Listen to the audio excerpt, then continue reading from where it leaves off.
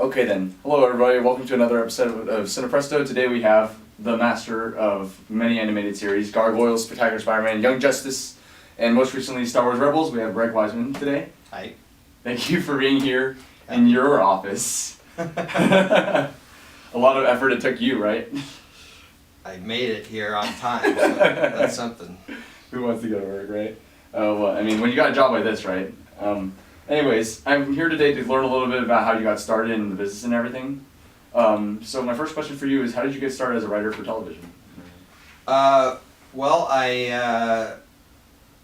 for television, I was working at DC Comics, and I had a writing partner named Carrie Bates, great guy, still writing.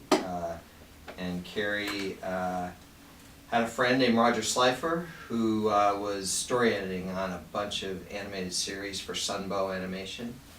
And Roger told Carrie that he could pitch premises for those shows, so Carrie and I pitched a number of premises on a bunch of shows, probably a half dozen premises each on at least 3 or 4 shows. And we sold one premise to a show called Gem and the Holograms, and and we wrote the script together, and that was my first TV credit, which was very cool, which we thought would lead to huge things in television, and absolutely did not at all.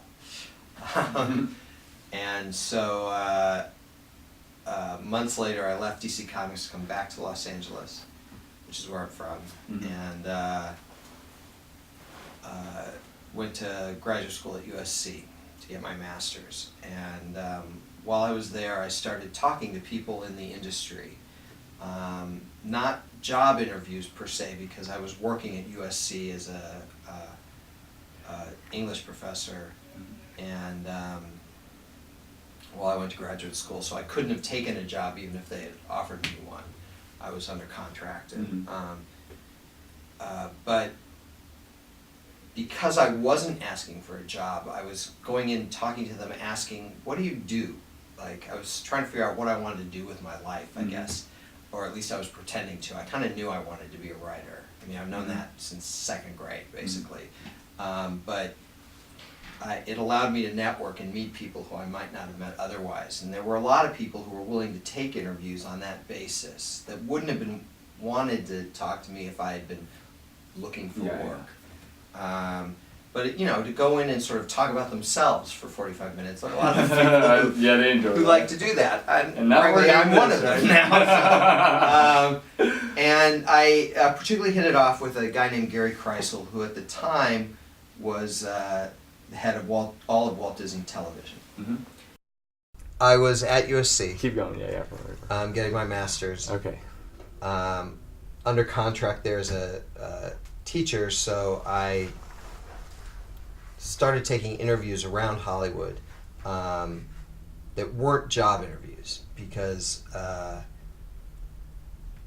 asking for a job, I don't think I could have gotten through the door from as many people. But because I could honestly tell them I couldn't take a job even if you offered me one, because I was under contract at USC, a lot of people were willing to talk to me on the basis of informational interviews, where they got to talk about themselves for 45 minutes or an hour, and a lot of people like doing that, myself included now.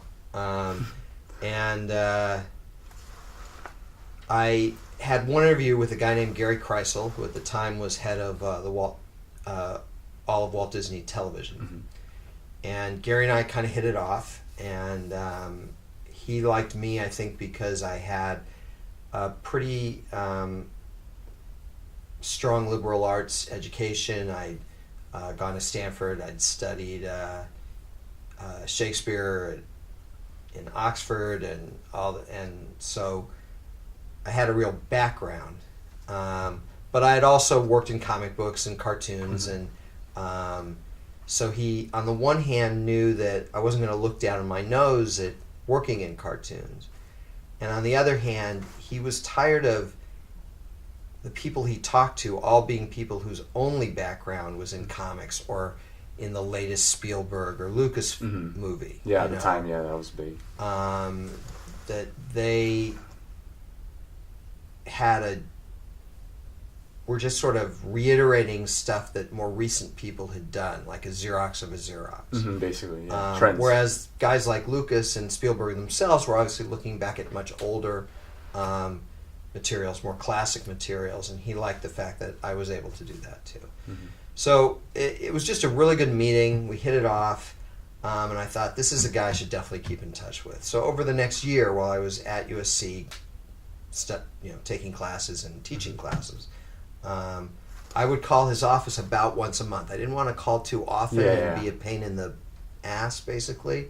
But I wanted to call often enough so that he'd sort of remember who I was. And by the way, I never talked to him. But I developed a very pleasant relationship with his assistant, a woman named Jerry. And Jerry, I'd call and talk to Jerry, and she'd be very embarrassed and very apologetic that Gary hadn't gotten back to me. She's like, "You're on his phone list, but he's been so busy." I'm like, "Hey, it's no big deal. I just thought I'd check in." And this went on for 8-9 months. And then I was getting, towards graduation. And so I called her again, and again she was very apologetic, and I said, "It's not a big deal, but the truth is I really would like to get back in and talk to him because I'm about to graduate from USC, and I would like to talk to him about what opportunities there might be there." And so she got me back in. And I really think part of it was because I'd been so patient and so attitudinal or whatever. I'm not sure what the word is, basically, right? And so she felt kindly towards me, and she got me back in. And he, took a few minutes to kind of remember who I was, but then was like, "Oh yeah, I like this guy." So he sent me to meet with a guy named Bruce Cranston, because what he knew that I didn't know was that he was had just started a brand new division called Walt Disney Television Animation. And he thought I'd be good for that division, so he sent me to meet Bruce. I had a meeting with Bruce Cranston, who was head of development for Walt Disney TVA. I thought the meeting went pretty well. Bruce told me later that he thought the meeting went awful. Doesn't always happen that way. But he hired me anyway as a staff assistant, which is basically a very junior executive position. Mostly, I think, because Gary was really big on me, and Bruce was like, "Well, he must see something in this guy." So he brought me on, and I started work there, and I was there for 2 weeks. When Bruce had to leave for a business trip that was supposed to last 2 weeks, he was going to Europe. Disney TVA was creating 2 new studios, one in England and one in France, to do animation for some of our more high-end projects. And Bruce went over to check on the progress of getting these studios up and running. So this 2-week trip, he got there, it was a disaster in both locations, and he wound up staying in Europe for 6 months. So with 2 weeks worth of training, at best, in essence, it was a much smaller division back then, and the entire development department was me and Bruce and a secretary that Bruce split with the publicity department. Well, when Bruce was overseas, the secretary continued to help him out and continued to work for publicity, but she sure wasn't working for me. So I became literally the entire development department for 6 months. Wow. With almost no training. And the one thing I will say in my favor, because mostly this was just a wonderful opportunity that fell into my lap, but I really worked hard to train myself. In other words, I learned how to develop shows from guys like Tad Stones. I worked with him as he developed the show that became Darkwing Duck. And Tad taught me a lot. I learned about the entire animation process from beginning to end from guys like Alan Zasloff, who was producing DuckTales at the time, and really took me under his wing and taught me all about the entire production process in animation. And then Gary was there too. So Gary really helped train me in the business side of it. And so when Bruce came back after being gone for 6 months, a lot of guys at that point would be nervous about this kid who had been doing the job for 6 months and you know, be real determined to put me back in my place or something. Yeah. But Bruce wasn't like that. He went to Gary and he said, look, this guy's been doing the job. We got to promote him. And so they did. Wow. Began developing shows with a lot of great creative people. And my job was every 6 months we'd have a meeting with Michael Eisner, who at the time, and Jeffrey Katzenberg, who at the time the two of them, you know, were running the Walt Disney Company, and we would pitch shows, a whole slate of shows to them. We had this block called the Disney Afternoon, and every year we needed 1 or 2 new shows for the Disney Afternoon. So every year we'd pitch a bunch of, every 6 months we'd pitch a bunch of shows to Michael and Jeffrey. And Michael would kill most of them, but he would always pick 1 or 2. And at the time, you know, if Michael Eisner, the head of the company, picked a show, everyone at the company either got on board or got out of the way.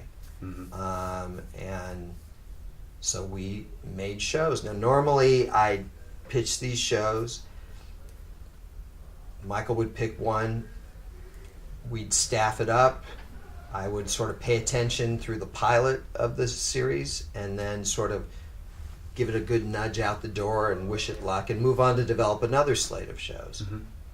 But ultimately, I created and developed a show called Gargoyles, and kind of fell in love with that one. Part of it was because we had to pitch it 3 times in order to sell Michael on it, and so I wound up working on it for a much longer period of time than I normally would for a show I developed. Normally it was a 6-month, you know, in and out kind of thing. This time it was, 2 years basically. Also, we had a little trouble because Gargoyles was such a different show for Disney than all the other things that we had done. We had a little bit of trouble finding the producer for the show. But we had a schedule, so we had to make producerial decisions on the show. And since we didn't have a producer, I began making those decisions as if I were a producer on the show. So that by the time we hired Frank Parr to produce the show, I turned to Gary and Bruce and said, look, I don't want to let this one go. I want to produce this show. And they were like, well, I don't know. You've never produced a show before. You've never really story edited before. Yeah. I'd done a little story editing at the very tail end of DuckTales, but I hadn't done much. And still the only writing credit I had in television was that 1 episode of Gem and the Holograms I had written years earlier, co-written years earlier. They're like, well, I don't know. And I said, well, it's true, I've never produced a show before, but I also had never been a development executive before. And that worked out all right. And they were like, all right, well, you can do both jobs. So for 10 months, Frank and I produced Gargoyles while simultaneously I continued being a development executive as we produced 13 episodes of Gargoyles on a 10-month sliding schedule. And that went pretty well. Clearly. And for season 2, against our better judgment, they ordered 52 episodes on a 10-month sliding schedule. So we went from doing 13 episodes in 10 months to 52 episodes in 10 months. At which point I said, look, there's just no way I can produce that large episode order and still hold down the development job. So I moved over to producing full time. And by the way, I didn't personally write any of these episodes. Until season 3, yeah.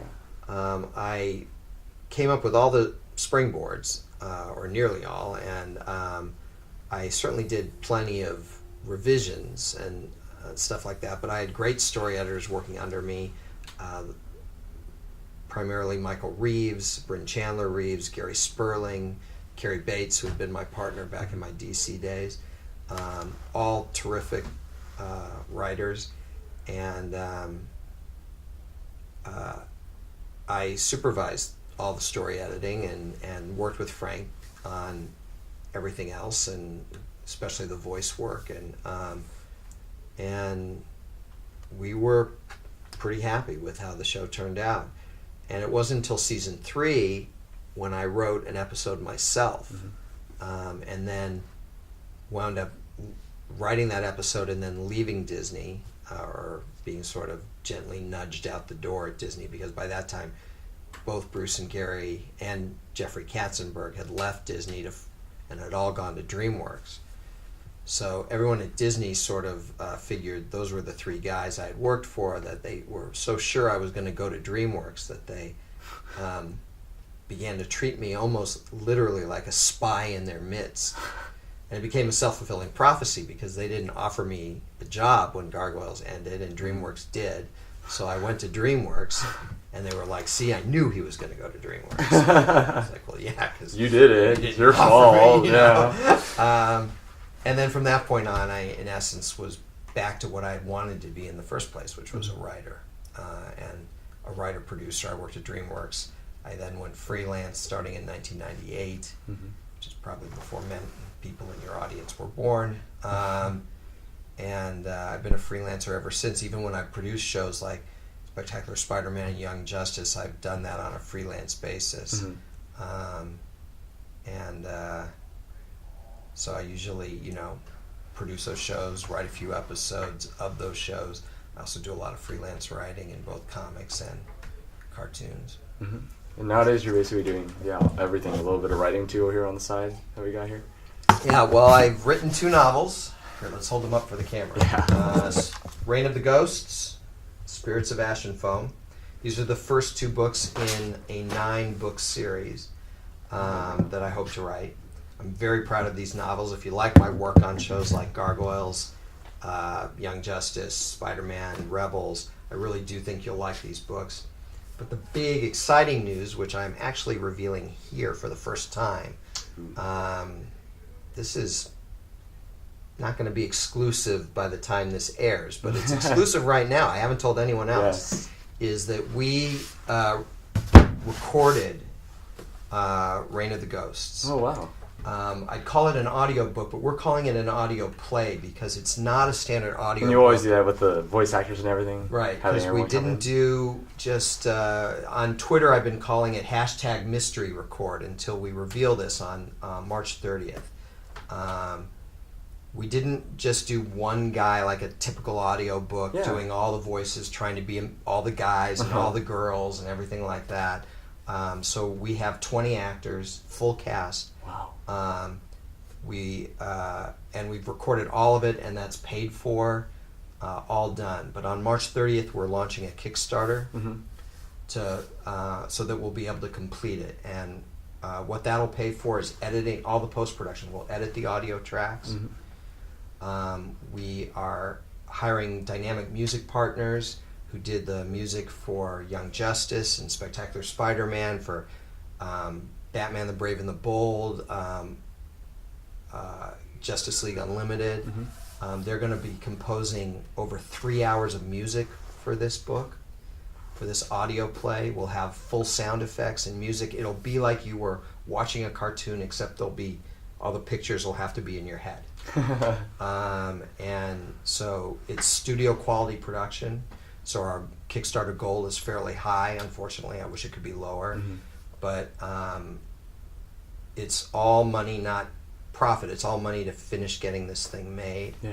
So I hope your viewers and listeners will seriously consider contributing to the Reign of the Ghosts audio play on Kickstarter. And we've got actors like Vanessa Marshall, Steve Bloom, both who are in Star Wars Rebels, and Spectacular Spider-Man and Young Justice. We've got Spectacular Spider-Man himself, Josh Keaton is in it. We've got Ed Asner and Jeff Bennett and Tom Adcox from Gargoyles. We have Marina Sirtis and Brent Spiner from Star Trek The Next Generation, and a bunch of other just fantastic performers in there, from most of them from shows I've done before, but a couple people I'd never worked with before. A talented young actress named Brittany Womoleali plays Rain, herself in the audio play. And so, like I said, 20 actors, 3 composers, studio quality production with music, acting, sound effects. And I'm extremely excited about this. The voice work turned out fantastic. That's paid for. We're not asking anyone for money for that. I paid for that myself, but I couldn't afford the rest of this, so that's what we're asking the money for. Yeah, and I have the book right now. Haven't completely finished it yet, so I mean I'll be excited to do that too. Yeah, just check that out too. I'm gonna need to buy the second book maybe like now. Yeah, and obviously want people to buy the books too. So Reign of the Ghosts, Spirits of Ash and Foam. Really want to have the shot at writing the next 7 books in the series. I've got the basic storyline all mapped out, and so we really want to raise the profile of both the audio play and the novels themselves, and hope that that allows us to sell enough books so that I get the opportunity to write more. Yeah, definitely. It's the good stuff. Is third ordered yet? The third book? It has not been ordered yet, Okay. so we really need to raise sales on the first 2 books in order to get them to order the third. Let's get that made, okay? Yeah. And on that note, I wanted to ask you, what do you look for in that sort of, voice acting team in order to get everybody together? You obviously have used a lot of the old ones that, from your other productions and everything. As a guy myself who's trying to look to get into voice acting, what do you look for in like a really great voice actor? Well, the way our most shows work in this business is that for the lead actors, for that is the major recurring players in a show, we hold auditions. And the best way to get your foot in the door there is to get a voice agent. Because what we do is we send out what we call audition sides, which is usually like a monologue for each character with a little character description, maybe a picture, maybe not. Depends how far along we are in pre-production on that. And we send this out to the major voice acting agents in town. And those agents look at the description of the character and they go to their clients who they think might be good for it, and those clients record an audition. And we'll get literally hundreds of auditions on shows. And those get culled through until we bring back a handful per part, usually somewhere between 5 to 10 actors per role. And those we bring in for callbacks that we work with the voice director. I worked with Dave Filoni on Star Wars Rebels, with Jamie Thomason on Gargoyles and Young Justice and Spectacular Spider-Man, with Ginny McSwain on Witch, and we work with those actors and we narrow it down usually to 2 or 3 performers, maybe 4 if there are 4 really good ones, and that's because the bosses like to have choices.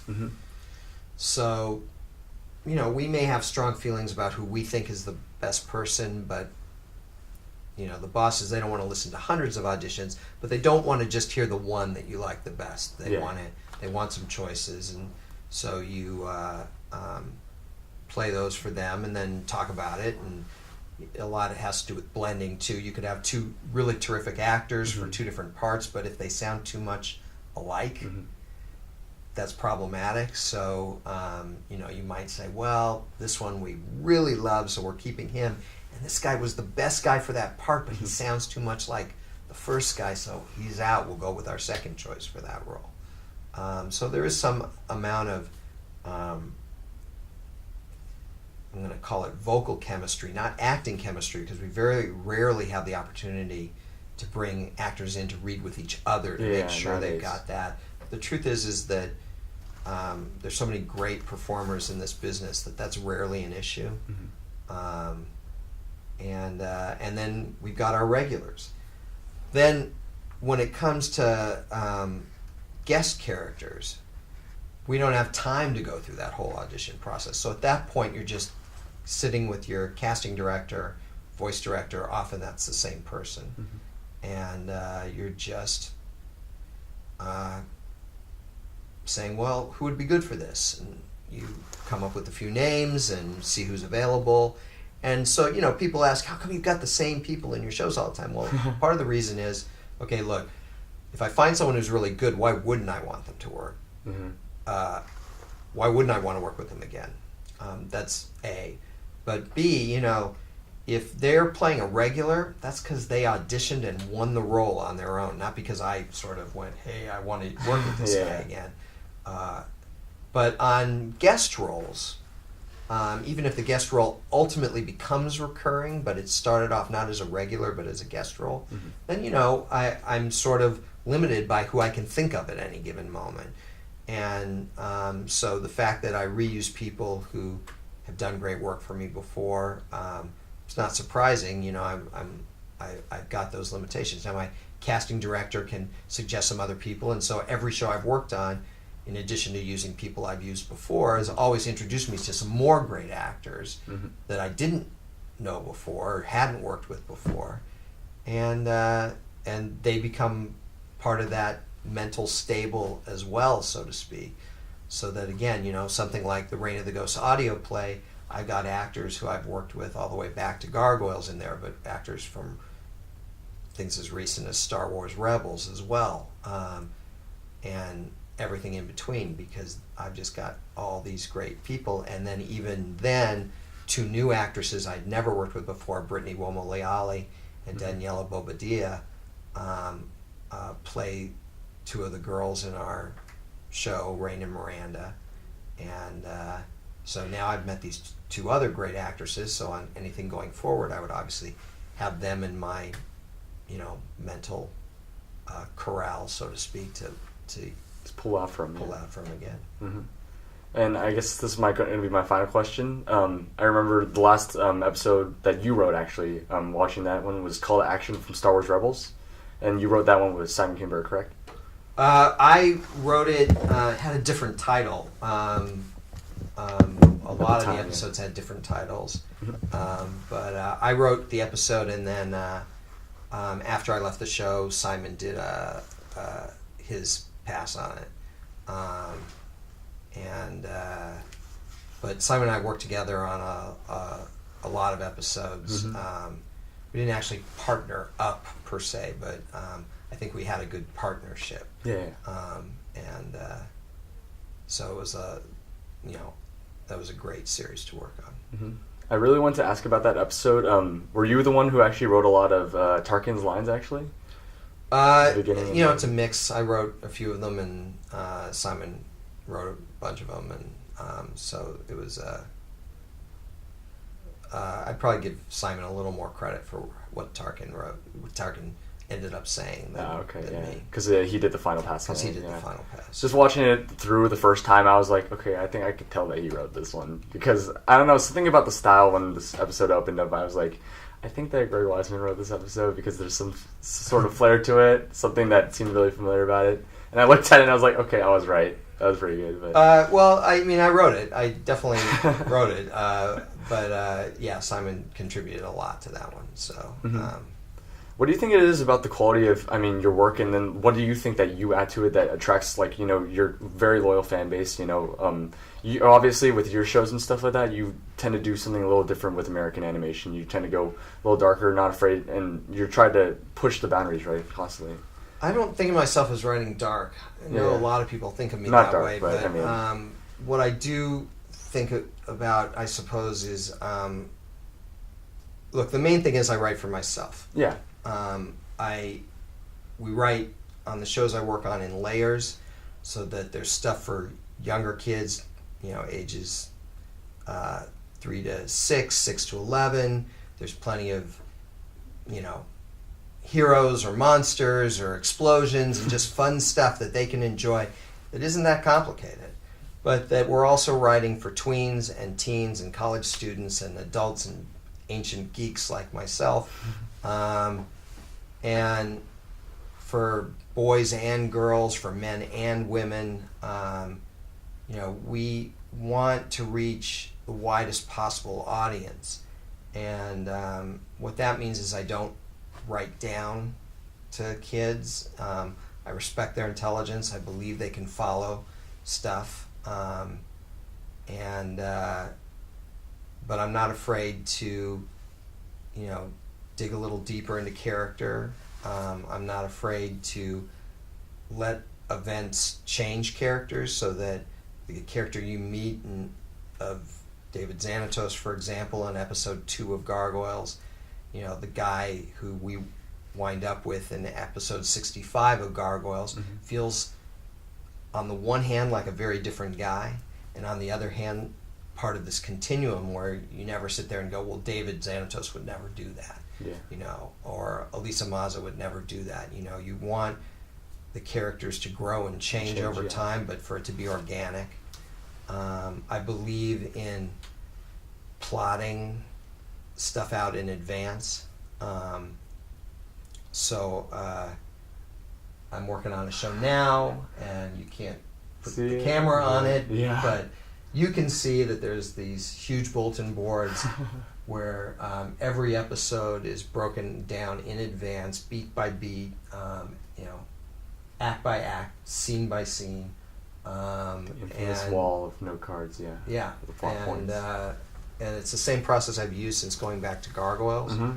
I used them on my novels. Spirits of Ash and Foam had 693 index cards, and it's a very low-tech process. I'm not even necessarily recommending it, but it works for me. And I've tried it, actually. Yeah, it does quite work. And so what that allows me to do by building an entire season before we even start writing the first script is that we know where we're going, so we can plant little seeds that don't mean a lot in episode 1 or episode 4, but by the time you get to episode 13 or episode 26, it's like, oh my God, they knew this from the beginning, and everyone gets very impressed, but there's no magic to it. It's just about planning.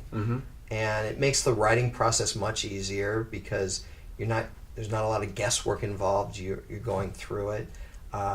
These days, we wind up using a lot of freelance writers.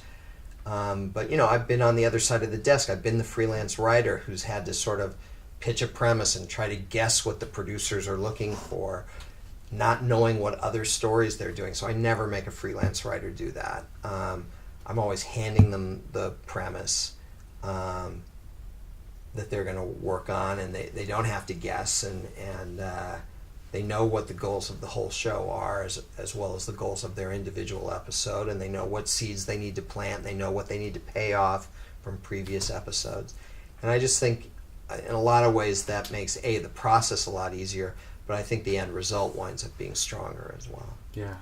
So I try to think of these series as opposed to an individual episode. Like if I'm a freelance writer on a show like Octonauts or Teenage Mutant Ninja Turtles, I'm trying to do what the story editors and producers want on that show. But if it's a show that I'm actually producing myself, I try to think of it in terms of it being a tapestry, and the episodes are weaving these threads in and out, and yet still write every individual episode with a good solid story, beginning, middle, and end, so that, let's say, the first episode of Young Justice you happen to tune into is episode 5.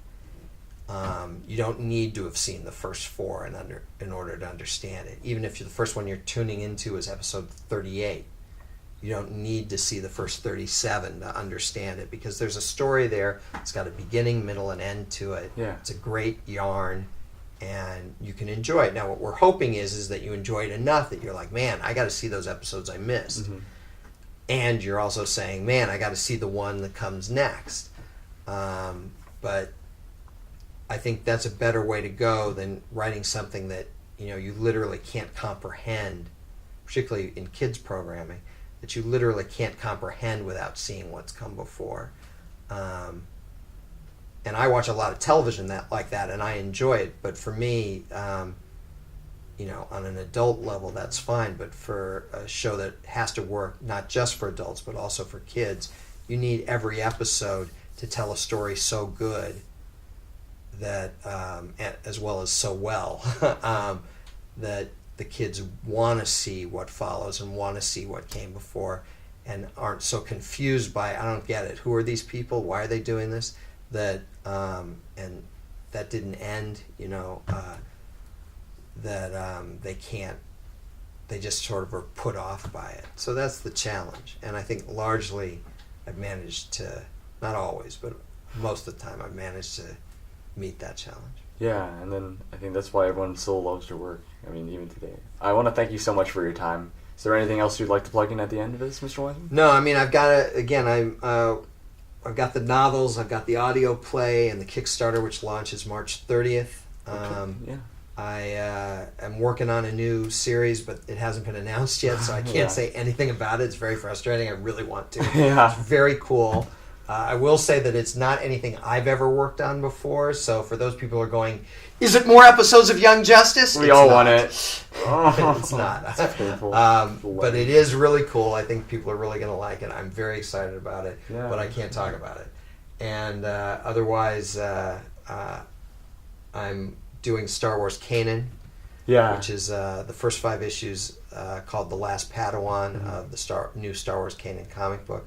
I am literally finished writing issue 5 last night. I still have to proofread it, but I'm done writing it. Oh, nice. And the first issue comes out April 1st. And I'm very excited about that. The artwork is by Pepe Larraz, and it is gorgeous. I mean, even if I suck as a writer, it's worth buying those issues because Pepe's work is so beautiful. Yeah. And with coloring by David Curiel, and it's just turned out so beautiful. And a couple other things in the works. I'm doing a comic for the Four Horsemen called Mythic Legions, and probably some other stuff too down the road. But for now, the main thing is the Reign of the Ghosts audio play Kickstarter launching March 30th. Yeah. But you did end up plugging a lot, so that's great, though. Okay. I want to thank you so much again, and that's it. Signing Great. out. Thank Thanks. you.